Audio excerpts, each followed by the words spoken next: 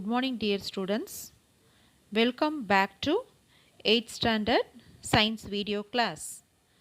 Let us start the class with the continuation of the lesson Heat Unit 4.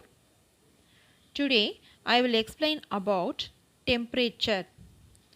Temperature is a physical quantity and it expresses whether an object is hot or cold. So, the temperature which is used to express the object is hot or cold. And temperature is measured by thermometer.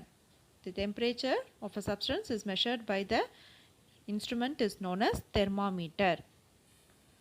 So this is the example for the clinical thermometer which is used to measure our body temperature. And the temperature is measured by using three scales. The first one is Celsius scale and the second one is Fahrenheit scale and the third one is Kelvin scale. In these three scales, the Kelvin scale is most commonly used one. And next one is unit of heat. Heat is a form of energy. And the SI unit of heat, SI unit means International System of Unit of Heat is Joule, which is expressed by the symbol capital J. But the most commonly used unit of heat is calorie. Calorie, that is 1 calorie means the amount of heat energy required to rise the temperature of 1 gram of water through 1 degree Celsius. That means if you take the 1 gram of water and if you heat it, the amount of heat increased up to 1 degree Celsius. How many amount of heat energy is required to increase 1 degree Celsius is known as 1 calorie. And there is a relationship between calorie and joule, that is 1 calorie is equal to 4.186 joule. And the amount of heat energy gained or lost by a substance is determined by three factors. The first one is mass of the substance and second one is change in temperature of substance and third one is nature of material of the substance, that is the amount of heat energy gained or lost, which is depends on the three factors: mass of the substance, change in temperature and nature of the material. Next I will explain about heat capacity. Different substance need different amount of heat energy. So the amount of heat energy is required by a substance to raise its temperature by 1 degree Celsius or 1 Kelvin is known as heat capacity. Heat capacity means how many amount of heat energy is required by a substance to rise its temperature up to 1 degree Celsius or 1 Kelvin. The required amount of heat energy is known as heat capacity. And the heat capacity is denoted by the symbol is C dash. That is the amount of heat energy required. Heat capacity is calculated by amount of heat energy required Q divided by rise in temperature delta T. So C dash is calculated by Q by delta T. So Q is the amount of heat energy required and delta T is means rise in temperature. And the unit of heat capacity is, the SI unit of heat capacity is Joule Kelvin power minus 1. The next one is specific heat capacity. It is defined as the amount of heat energy required to rise the temperature of 1 kilogram of substance by 1 degree Celsius or 1 Kelvin. Here the heat capacity, they did not mention the unit of substance, but the specific heat capacity which denote or mention the unit of substance.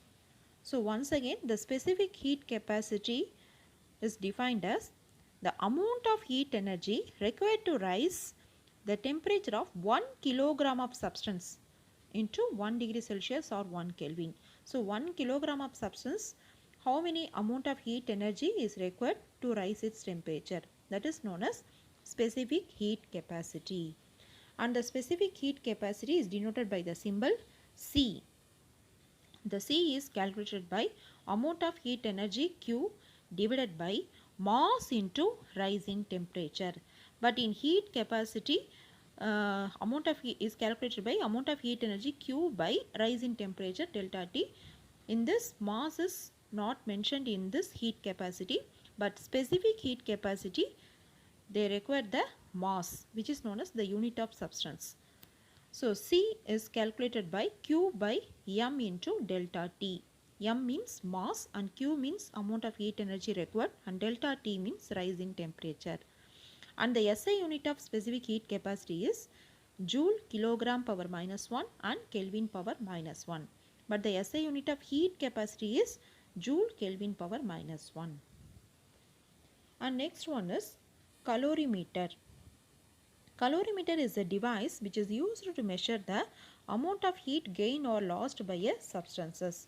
So look at the picture. This is the structure of calorimeter. This calorimeter consists of a vessel which is made up of copper or aluminum. So center it is contain one vessels. The vessels is made up of copper or aluminum. Why? Because means the copper and aluminum are a good conductor of heat and electricity. Conductor means the substance which allow the or which pass the heat or electricity, that is known as conductor. So here we have to take the copper or aluminum metal conductors and these metallic vessels. So the center one is known as metallic vessels. This vessels is kept in the insulating jacket. This vessel is kept in the insulating jacket. Because to prevent the loss of heat during this process, it produces lot of heat. So to prevent the loss of heat is leakage into the environment, it can be kept in a insulating jacket. So this is the insulating jacket. And to place one hole in the insulating jacket and place the thermometer. So this is, look at the picture. So this is the hole we have to place the thermometer. This is the thermometer. We have to insert the thermometer into the jacket in one side. In other side, to place one stirrer in the jacket. The stirrer is used to mixing the content present in the jacket. So stirrer means mixer is present is placed in another one end. And the metallic vessels is filled with the liquid. So the metallic vessels which is filled with the liquid and it is heated by passing the electric current. So this is the power supply, anode and cathode. So to pass the power supply electric current, the substance can be get heated.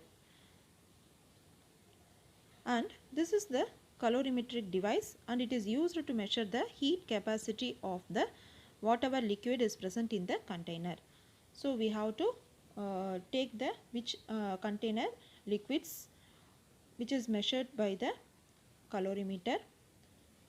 The heat capacity of the whatever liquid is present in the container is measured by the calorimeter. So this is the calorimeter device. And next one is thermostat.